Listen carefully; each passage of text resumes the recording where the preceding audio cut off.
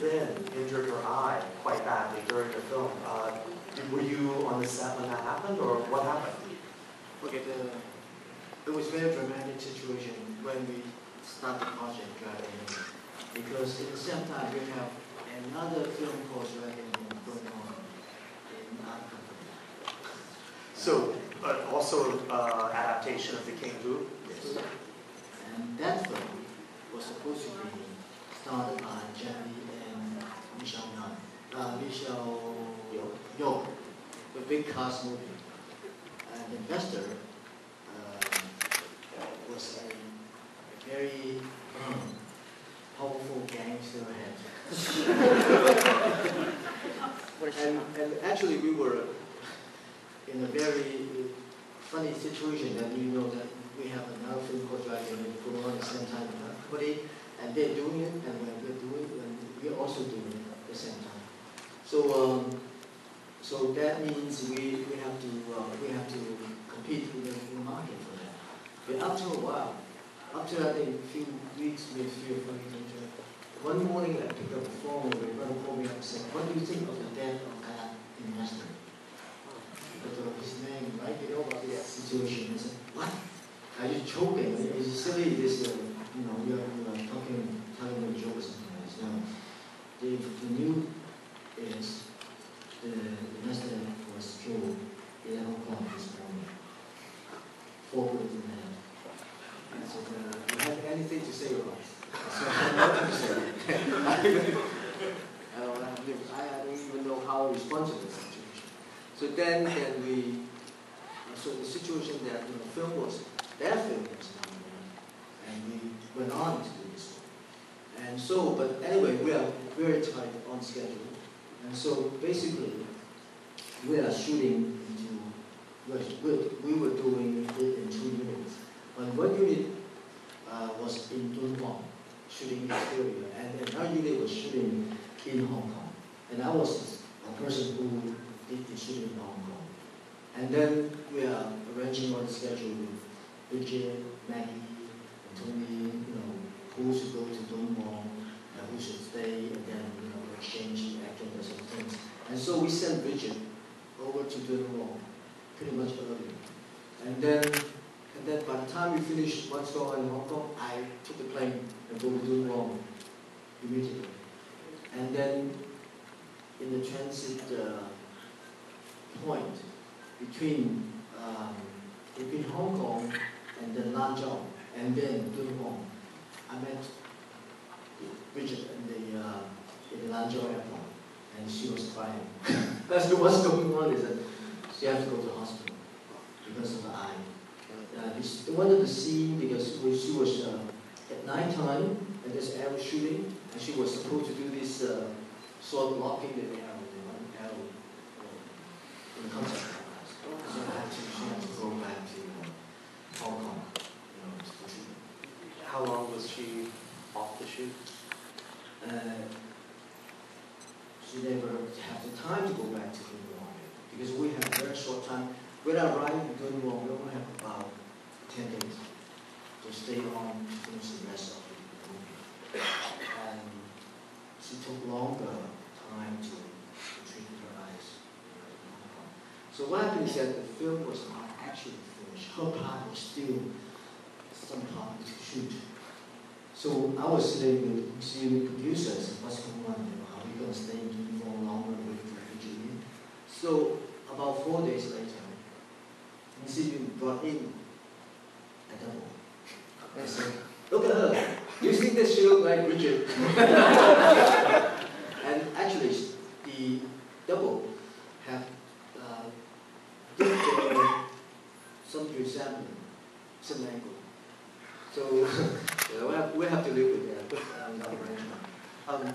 This movie, he's a great martial artist, but Donnie Yen is not known as the most deep actor. But in this film, he really gives a terrific performance. The character is really unique for him. He's never done anything quite like that. Can you talk a little about how you designed that character and got him to perform it that way? I think we were very lucky to have Donnie Yen playing the villain. Because we know that Donnie Yen was extremely picky about roles that he played in movies. And so I worked with him once upon a time in China, Part 2. So we are pretty good term with China. So in this movie, I asked him to be the villain, and he said okay. So then we have to do something about it. And then especially at the end, this is something for him is not really easily acceptable for a person who has a very strong character. To die? To die like that. But then actually we were actually very good terms with each other, and then so we have him doing that. And because in the previous version of King Hu, the villain was very strong. I think the villain become one of the signature of the movie, and definitely we want Dan Dominic to be one of them too. And that's the beginning of tradition of having Dominic play as white hair guy. So even now, like Judge D, Detective D, the movie, we have one of the characters in white hair, and I already mentioned Dominic. So he said a connection somewhere between Dominic and his Detective D character. Another one who plays one of the bad guys, Lao Shan, who is a Peking opera actor. I don't know if people know Lao Shan. He was the older Eastern Chamber guy with the big smile who kicked a lot of ass. Oh, yeah. But you started working with him around Peking Opera Blues, and I think the last time was on the Zoo. The Zoo film was the last time you worked with him, in 2002? Yes, right. Yeah. Can you talk a little about working with him over the years? And especially I'm interested because he comes out of the Chinese opera tradition on stage, and then when you have him in Zoo, he's performing in front of green screen with all digital. Can you talk a little bit about working with him for so long and what that was like? I knew him from my project Shanghai Blues. This was one scene I wanted to do in Peking Opera with Xiaoyi and the married. And because I thought that was funny if we can have two very poor couple want to make fun of each other and play Peking Opera, singing Peking Opera. So I asked the consultant, the Peking Opera consultant over and trained them to sing and to act. And from that experience, I learned that Peking Opera can be really fun material to do. So I decided to do Peking Opera Blues. Asked Lao Shun, who is consultant at Shanghai Blues, to tell me more about Peking Opera. And then I started writing the script. And then when we actually launched doing the production in Peking Opera, I asked him to play one of the characters on stage. And I found him a very good actor.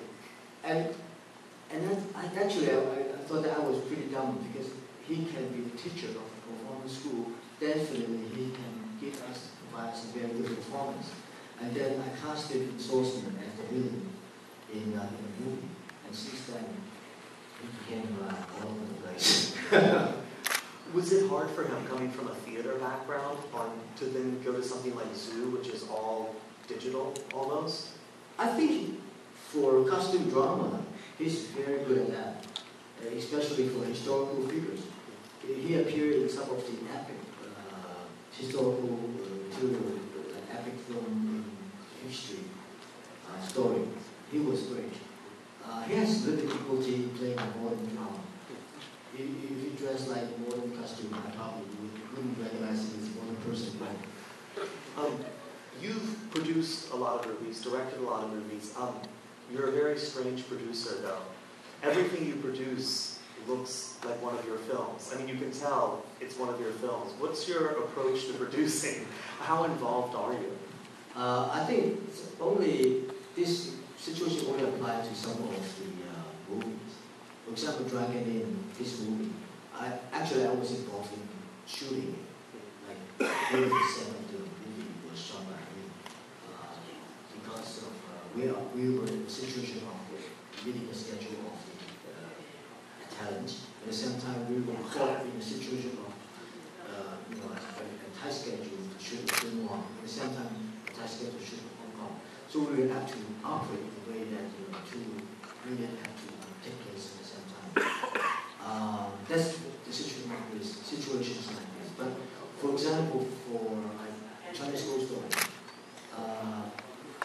I work with Jin Su-dong, but most of the time I was on the set. And we were talking about how to make the scenes work. And we will always suggest things like that. And sometimes he would play as a camera person, I may play as a camera person. So eventually it does have something like element that would similar to the same time. So. One of the things with your movies is they're so fast. I mean, there is no fat. They are all meat and bone. And I've always wondered if the midnight preview tradition is where you get such direct audience feedback was partly responsible for that kind of editing style.